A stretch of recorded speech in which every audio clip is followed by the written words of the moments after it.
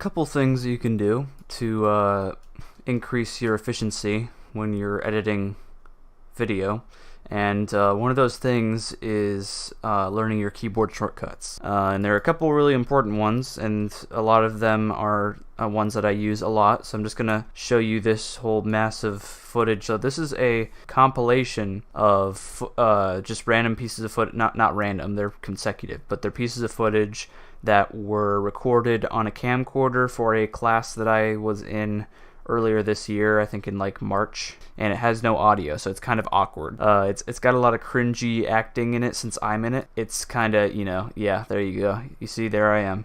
There's me with my beautiful eyes and all the other awesome features that define my beautiful face. And anyway, yeah, so I'm gonna go ahead and edit this, and as I'm going, I'll start using these keyboard shortcuts that I normally use to edit something like this, and I'll point them out to you as I go. Let's see, this first shot, way too long already. Like, I can already see. The first thing I'm doing is I'm holding down Shift, and then I'm pressing the right arrow key, and I'm going forward many frames. That's what the key is called. And you can define how many frames you move forward by going to Edit, Preferences, and I believe it's Playback.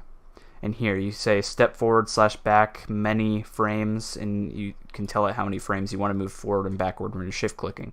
You can always change them if you don't like them by going to Edit Keyboard Shortcuts and just type in whatever the key is.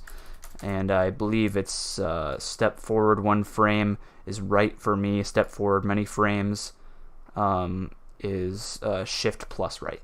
So if yours is different, you can change it if you want, or you could just keep using the one you have it set to. I'm gonna cut this probably about here.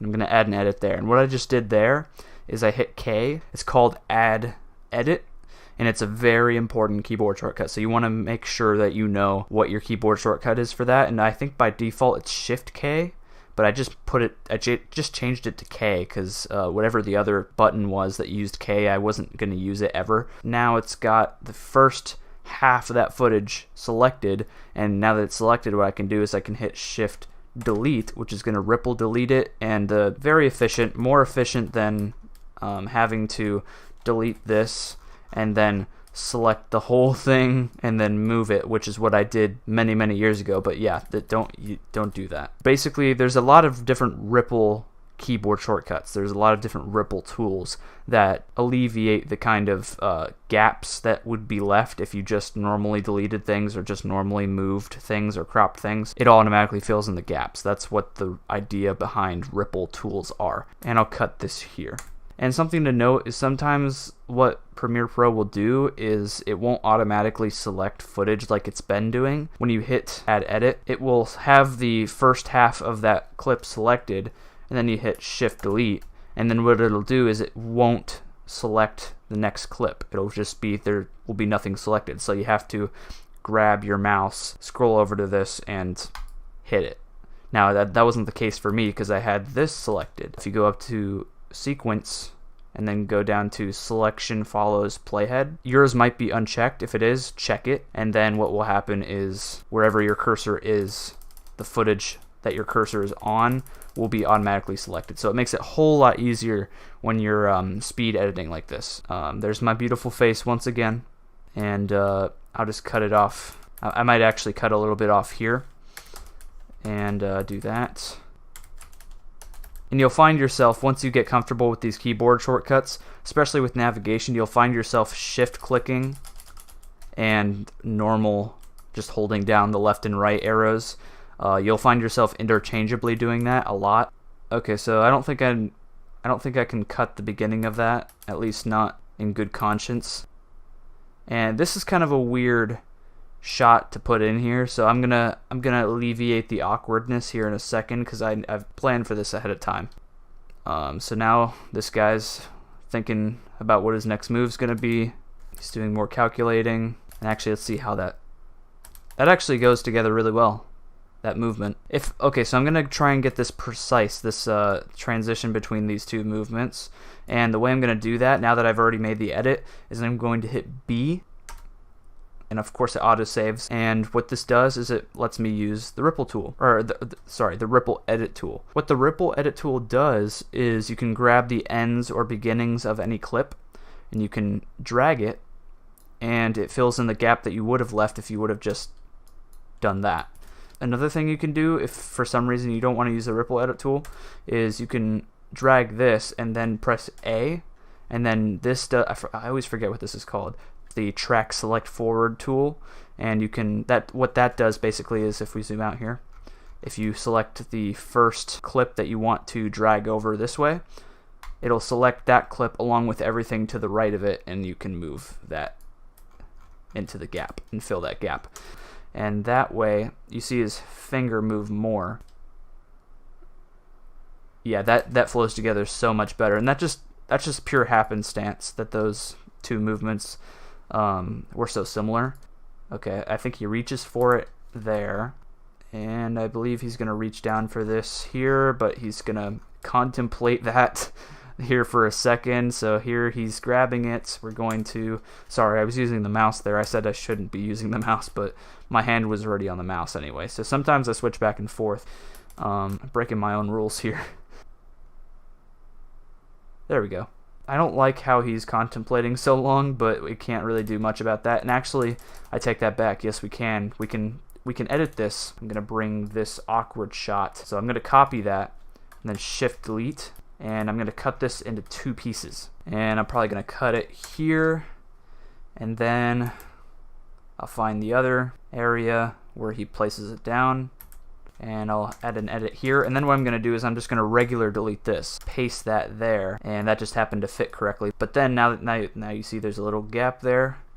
Hit A and then do that. That's a perfect example of where you would use the track select forward tool. So now there's this really that's a really scary stare. I am working on a horror film, so maybe I should be the main actor. I don't know anyone with a more horrifying face than myself. Okay, so now we've got this weird shot of me interluding in the middle of this this long shot here. So we're gonna trim that down a lot. So here, that feels pretty natural to me. I like that better. Alright, and I'm saying this relative because I hate this whole thing. But if I'm trying my best to make this look at least a little nice, then I believe he takes a while here. Yeah. And puts it down. Put it down. Put it down. What are you doing? Put it down. Why are you waiting? Okay. And these shots here at the end, they're meant to be a little bit longer. That's good. Last shot, I believe. No, I think there's one more actually. And yeah, so you get the idea here in this last shot. The guy's been playing, well, I've been playing against myself. It's a ripoff of that one Pixar short. You remember that short? You remember the one where, you know, the two guys are playing, the one old guy's playing chess with himself? Do you not remember that? I remember that. That's from Bug's Life. So I'm just gonna cut this off here, and that's the end. And what's the damage? How long is it?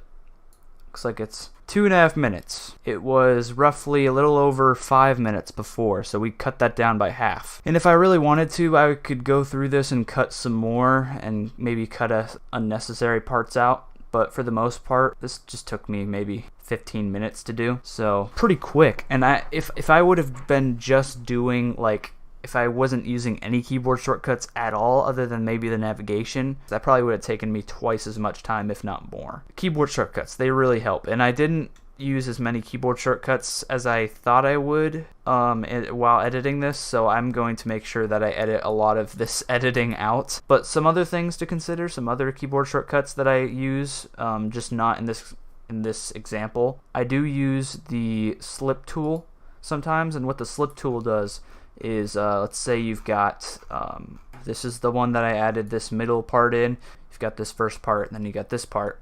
And as you can see, we still have that part where I'm looking at the camera, because that's the end of the shot. So this here, and I can drag it, and as you can see, we get a preview. The number on the left side is where this is starting, and the number on the right side is where this is ending. So you can change where the beginning of it is. So now if we just drag this to somewhere in the middle, before I blink like that, that's where I want to start. And As you can see, that right side is a pretty good place to have it. So that was a good shot. So that's an example of where you would use slip. I don't use it very often. Another cool thing that you can use is the rolling edit tool, which I sometimes use as well. What that does, it's kind of like the ripple edit tool, but instead of actually editing the start and end and moving the start and end of a clip, we're actually moving the edit points in the clips. So that's pretty self-explanatory. You would know when you need to use that. Another thing I use is obviously the type tool. All you need to do is press T for text, and then you can just add text that way. And of course, the keyboard shortcuts that I use the most often, Control C and Control V, those are copy and paste. I'm sure most of you know what those do, even if you aren't editors. And another one I use often is the selection tool, which is V. I just use the selection tool as my default tool that I'm always on if I'm not using another special tool. So yeah, other than that, I can't really think of anything else that I use regularly that would be useful for editing. I'm sure there's a lot of other things that you could do. I can't think of them off the top of my head. And also there's probably a lot that would make me more efficient with my editing that I just haven't needed to use yet. I haven't found myself in the situation that I needed to use it, but that's pretty much it. So yeah, I hope this was useful. I hope you got something out of it, and I will see you all later.